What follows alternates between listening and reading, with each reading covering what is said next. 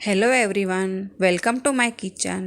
આજે હું તમારી સામે એક ફરાળી રેસિપી શેર કરીશ, જે અધિક માસ સ્પેશિયલ ફરાળી રેસિપી સાબુદાણાની ખીચડી. જો તમારે બી સાબુદાણાની ખીચડી પરફેક્ટ બનતી નથી તો આ વિડીયો એન્ડ સુધી જરૂરથી જોજો. જો આ વિડીયો એન્ડ સુધી જોશો તો તમારી સાબુદાણાની ખીચડી પરફેક્ટ બનશે. તો ચાલો આપણે સામગ્રી જોઈ લઈએ. સાબુદાણા ખીચડી માટેની સૌ પ્રથમ પહેલાં ગેસ ચાલુ કરીને એક પેન મૂકશું.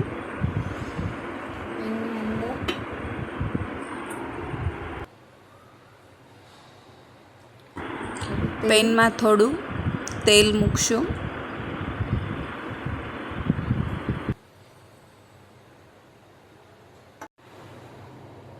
આપણું તેલ ગરમ થઈ ગયું છે. તેમાં પહેલાં આપણે આદુ મરચાંની પેસ્ટ મેં આ ચોપરમાં ચોપ કરી લીધી છે એ એડ કરશું તેલમાં.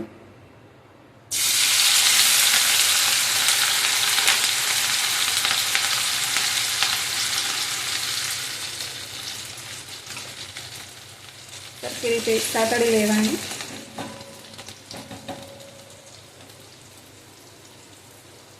મીઠો લીમડો,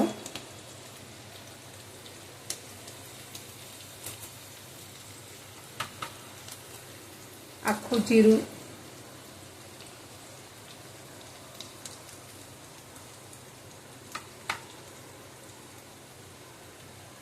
સરખી રીતે હલાવી લેવાનું.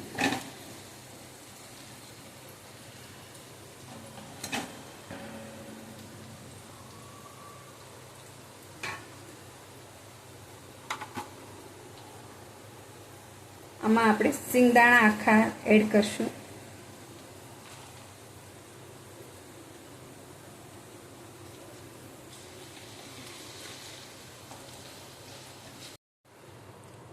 સિંગદાણા આપણા ચડી ગયા છે.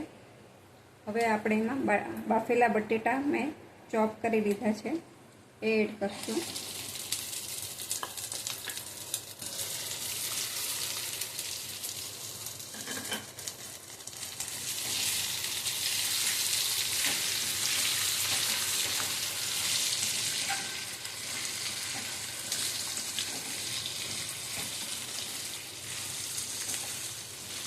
સરખી રીતે હલાવી લેવાનું.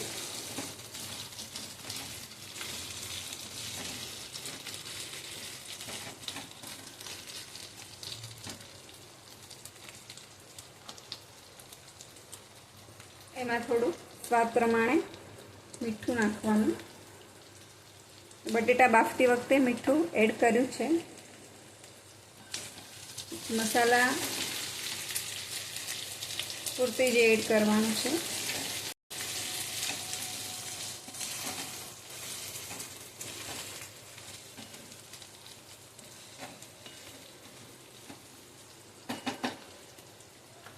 થોડીક વાર ચડવા દઈશું તેલમાં બટેટાને. ત્યાં સુધી આપણે આ સાબુદાણાને મેં પલાળી રાખ્યા છે. આ સાબુદાણાને સરખી રીતે ધોઈને સાબુદાણા ડૂબે એટલું જ પાણી લેવાનું છે, જેથી આ આપણા સાબુદાણા એકદમ છૂટા છૂટા પલળે.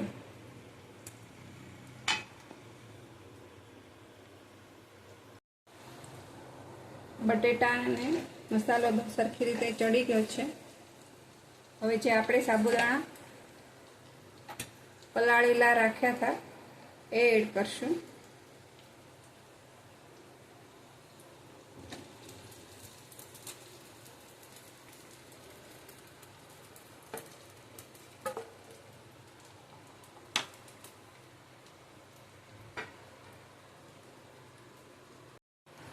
શેકેલા સિંગદાણાનો પાવડર, તે કચરો વાટવાનો છે એ લેવાનો છે. એ આપણે આમાં સાબુદાણા ઉપર એડ કરી દઈશું. અને આમાં સ્વાદ પ્રમાણે મીઠું બી સાથે જ એડ કરી દઈશું. જ્યારે મેં સાબુદાણા પલાળ્યા હતા ત્યારે એમાં થોડું મીઠું નાખીને જ પલાળ્યા હતા. હવે એને આપણે સરખી રીતે હલાવી લઈશું.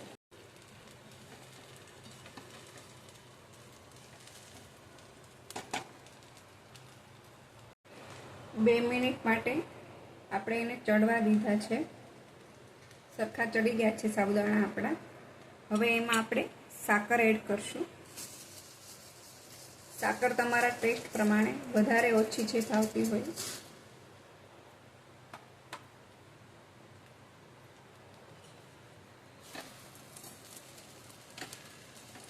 સરખી રીતે મિક્સ કરી દેવાનું સાકરને.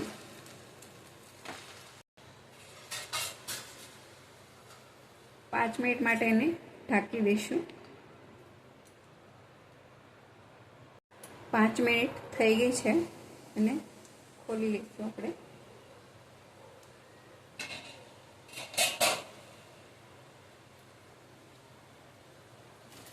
સરખી રીતે આપણે હલાવી દઈશું જેથી સાકર બધી મિક્સ થઈ જાય સાબુદાણામાં.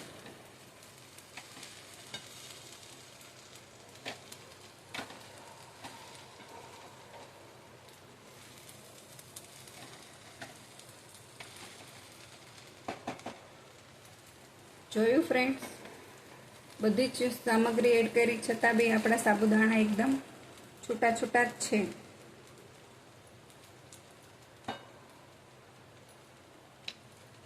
હવે એમાં આપણે લાસ્ટમાં લીંબુનો રસ એડ કરશું.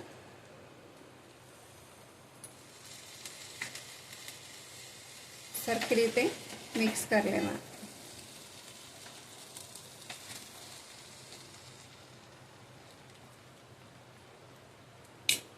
હવે મેં આમાં વરિયાળી અને સાકરનો પાવડર લીધો છે. આ નાખવાથી સાબુદાણા અને ખીચડીમાં એકદમ સરસ ટેસ્ટ આવે છે વરિયાળીનો.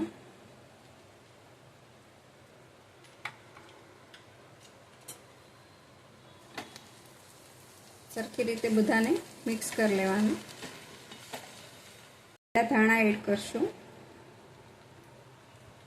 લીલા ધાણા વધારે એડ કરવાના જેથી સાબુદાણાની ખીચડીમાં ટેસ્ટ સારો આવે. સરખી રીતે મિક્સ કરીને 1 સેકન્ડ માટે એને ચડવા દઈશું.